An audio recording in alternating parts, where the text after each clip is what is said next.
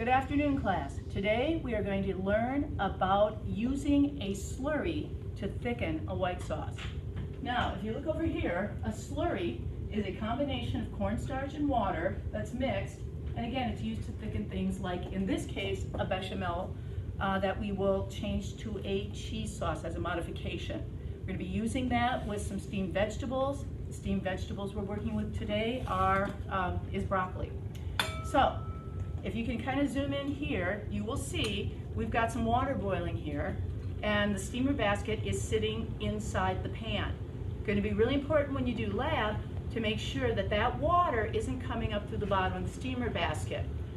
Once the water is boiling, and I have an assistant here that's going to keep an eye on this, we can put the broccoli that we've cut up in, we can cover it, and then we would set a timer for maybe like 2 minutes and check it. We would know the broccoli is doing well and almost ready to cook when there's a slight resistance to bite and it's turned from this duller green to a bright green color. So now my assistant over there is going to be taking care of that. He's going to be off camera. I just wanted you to be aware that's part of your lab work today. All right, in this pan, over a medium heat, we have margarine, minced garlic, and minced onion. We want to cook that. And here's the thing I need to tell you about making a sauce with minced garlic and minced onion. You could use butter for better flavor, but margarine is a little more stable. It won't burn as readily. If you really want the butter flavor, you can do half butter and half canola oil. Do not use olive oil. That has a distinct flavor, and you might not be satisfied with the product in the end. All right, now we've had this heating a little bit already. So what we're going to tell you next is you're going to take your milk. The recipe calls for 2 cups. Depending on how thick you like your cheese sauce, you may make a decision to add a little less than that. But what you're going to do is you're going to pour it in, and you can choose to heat that milk before you pour it in or not. Once you've sauteed the onion and garlic to the stage of being somewhat translucent. If you cook it to a brown stage, your sauce is going to look a little brown. Okay. The next thing I'm going to do, and again, I decided to use the 2 cups today. I can just do additional thickening if I want to. Next, we've got salt and pepper, and we have chicken soup base. I put that in because I like it to counteract the flavors of the natural sugars that come out in the milk. I think the sauce gets kind of a sweetish taste to that, and I don't like it that much. All right, I also know I can choose to use white pepper. In this case, we're simply using black because I don't have any white pepper on hand. But since it's a cheese sauce and if there's speckles in that, it doesn't really matter. All right, so we're gonna let this sit for a bit, and then we're gonna check our broccoli. If you can kind of zoom in a little bit here, maybe I can. You'll notice there's a color change with that broccoli, and our taste tester is going to see if it's got, a slight resistance to bite. Promised him he wouldn't be on screen.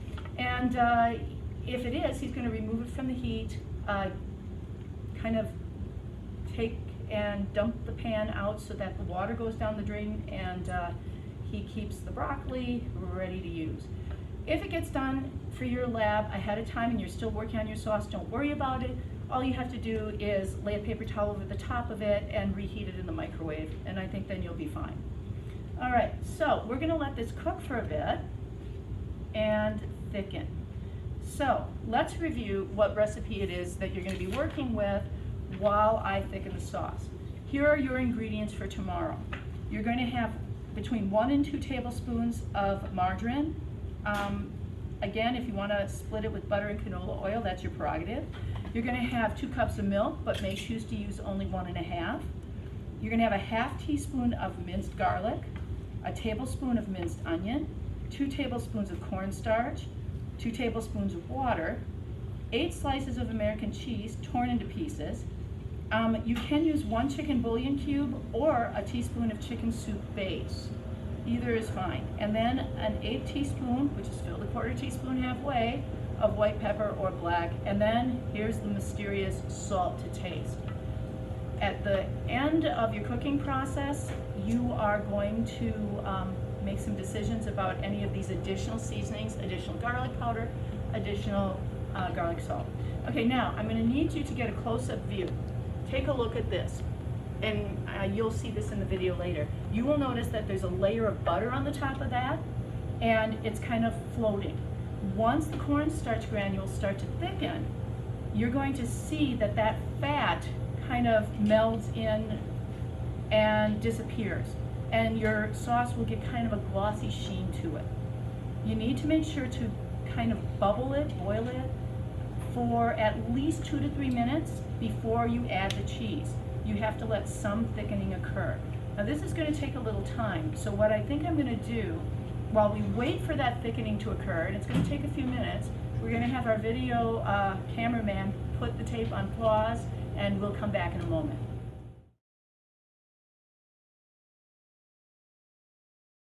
All right, we have just brought our milk and seasoning mixture to a boil, and now we are ready to add the slurry.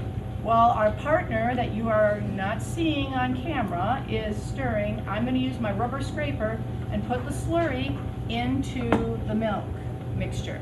And then my helper is going to disappear, and what we're going to do next is we're going to stir this quickly. And can you kind of see now, and I'm going to have to put the heat down a bit here, you're going to be playing with the heat the whole time, making it higher, making it lower. Now if you look, we're going to have to stir non-stop, and you're going to see that this sauce has thickened a considerable amount. Can you zoom in on that a little bit? Here's the thing, it's not going to be completely smooth because you've got onion and garlic in there. If you wish to, technically you could make a decision to strain it at this stage before we did the cheese. You could bring it back to a boil, then melt the cheese in your sauce, everything's fine.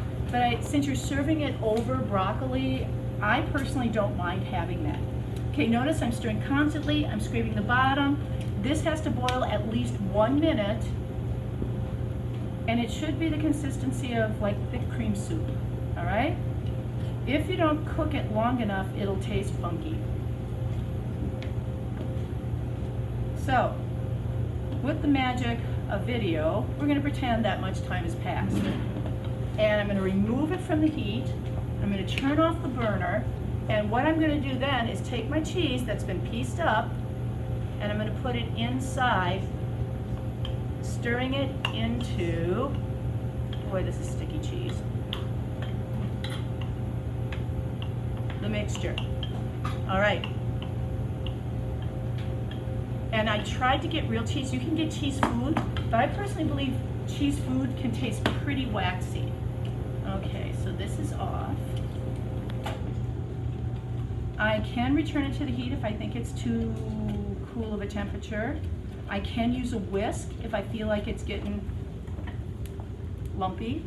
If I feel there's some brown flecks coming up on this sauce, it means I'm scorching it. I need to switch pans immediately. Otherwise, I might ruin that sauce. And again, I can return it to the heat if I feel the cheese isn't melting, but if you'll notice, I never stopped stirring it. And there was always somebody there watching it. When you do this in lab, you've got to have one person. You can kind of trade off on that job.